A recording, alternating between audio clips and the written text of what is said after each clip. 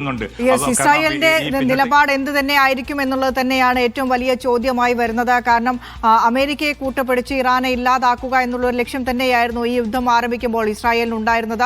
കഴിഞ്ഞ 2 ദിവസം എടുത്ത് പരിശോധിച്ചു കഴിഞ്ഞാൽ ഈ യുദ്ധത്തിൽ ഏറ്റവും കൂടുതൽ നാശനഷ്ടം ഉണ്ടായത് ഈ കഴിഞ്ഞ 2 ദിവസത്തിലാണ്. ഇസ്രായേലിന് അവരുടെ തന്ത്രപ്രധാന കേന്ദ്രമായ ഡിമോണയൊക്കെ തകർത്തെറിഞ്ഞുകൊണ്ടാണ് ഇസ്രായേലിന്റെ തിരിച്ചടികൾ, പ്രത്യാക്രമണങ്ങൾ ഉണ്ടാകുന്നത്. അത് വലിയ രീതിയിലുള്ള നാശനഷ്ടങ്ങൾ പ്രതിസന്ധിയിലാക്കിയിരിക്കുകയാണ് ഇസ്രായേലിനെ. അപ്പോൾ ഈ ഘട്ടത്തിൽ ഒരു വെടിനിർത്തലിലേക്ക് കാര്യങ്ങൾ കൊണ്ട് എത്തിക്കാമെന്ന് ട്രംപ് പറയുമ്പോൾ അതിനോടൊപ്പം നിൽക്കുമോ ഇസ്രായേൽ എന്ന് തന്നെയാണ് അറിയേണ്ടതുള്ളത്. കാരണം ഇതിനു മുൻപ് ഗസയിൽ നമ്മൾ കണ്ടതാണ്, അമേരിക്ക പറഞ്ഞിട്ടും കേൾക്കാതെ യുദ്ധം തുടർന്ന ഇസ്രായേലിനെ. അപ്പോൾ എന്താണ് ഇസ്രായേലിന്റെ നിലപാട് എന്ന് തന്നെയാണ് അറിയാനുള്ളത് വരും മണിക്കൂറുകളിൽ, അല്ലേ നാസർ? വിനീഷ, തീർച്ചയായിട്ടും. കാരണം ഇത് ആർക്ക് വേണ്ടിയാണ് ഈ യുദ്ധം എന്ന ചോദ്യം ഉയർത്തുന്നത് കേവലം ഗൾഫ് അറബ് രാജ്യങ്ങൾ മാത്രമല്ല. ഈ ചോദ്യം ഏറ്റവും ശക്തമായിട്ട് ഇത്തവണ ഉയർത്തിയത് യൂറോപ്യൻ രാജ്യങ്ങളാണ്, നാറ്റോ രാജ്യങ്ങൾ പോലുമാണ്. ഇപ്പോൾ അല്പം മുമ്പ് ബ്രിട്ടീഷ് പ്രധാനമന്ത്രിയുടേതായിട്ടുള്ള പ്രതികരണം വന്നിരിക്കുന്നത് ഈ യുദ്ധത്തിൽ തങ്ങൾക്ക് യാതൊരു പങ്കുമില്ല, തങ്ങളെ അനാവശ്യമായിട്ട് യുദ്ധത്തിലേക്ക് വലിച്ചിടുന്ന ഒരവസ്ഥ ഉണ്ടാകരുത് എന്ന് പറയുന്നത്.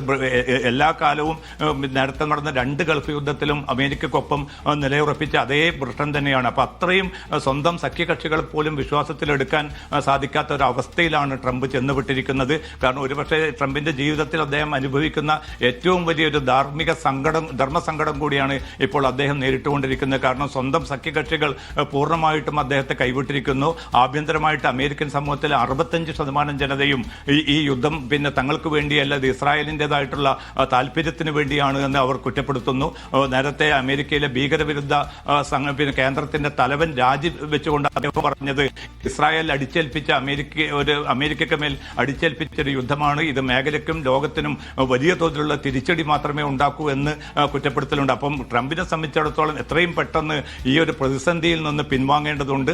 അതിനുള്ള ഒരു നീക്കമെന്ന നിലയ്ക്കായിരിക്കണം ഇപ്പോൾ ഈ ചർച്ചയ്ക്കുള്ള ഒരു അവസരം രൂപപ്പെടുത്തിക്കൊണ്ട് ഏതെങ്കിലും അർത്ഥത്തിൽ ഇറാൻ ചില ഉപാധികൾക്ക് വഴങ്ങിക്കൊണ്ടോ അല്ലെങ്കിൽ ഇറാൻ മുന്നോട്ട് വെച്ച ചില ഉപാധികൾ സ്വീകരിച്ചുകൊണ്ടോ ഒരു വെടിനിർത്തലിലേക്ക് നീങ്ങുക എന്നൊരു ലക്ഷ്യത്തിലേക്ക് ട്രംപിനെ എത്താൻ പ്രേരിപ്പിച്ചത് ഇതാണ്. നേരത്തെ വിനീഷ സൂചിപ്പിച്ചതുപോലെ ഇസ്രായേലിന്റെ ചരിത്രത്തിൽ ഇതുവരെ ഇല്ലാത്ത വിധത്തിൽ അത്യധികം വലിയ നാശനഷ്ടങ്ങളാണ് പിന്നിട്ട് 2 ദിവസങ്ങളായിട്ട് ഡിമോണയിൽ മാത്രമല്ല അറാദ് ഉൾപ്പെടെയുള്ള നഗരങ്ങളിലും ഇന്നിപ്പോൾ മസ്കലോണിനും മസ്ദോദിനും നേരെയൊക്കെയും വ്യാപകമായിട്ടുള്ള മിസൈൽ ആക്രമണമാണ് നടന്നത്. ആയിരക്കണക്കിന് ആളുകളാണ് ആശുപത്രിയിൽ പരിക്കേറ്റ അവസ്ഥയിൽ തുടരുന്നതെന്ന് ഇസ്രായേൽ നേതൃത്വം തന്നെ സ്ഥിരീകരിക്കുന്നുണ്ട്. 4000-ലധികം പേർക്ക് ഭവനങ്ങൾ നഷ്ടപ്പെട്ടതായിട്ടുള്ള റിപ്പോർട്ടുകളാണ് പുറത്തുവരുന്നത്. അപ്പോൾ ഇസ്രായേലിനെ സംബന്ധിച്ചിടത്തോളം ഏറ്റവും കൂടുതൽ ക്ഷതം പറ്റിയ യുദ്ധത്തിൽ നിന്ന് ഇസ്രായേലിനും പിൻവാങ്ങേണ്ടതുണ്ട്.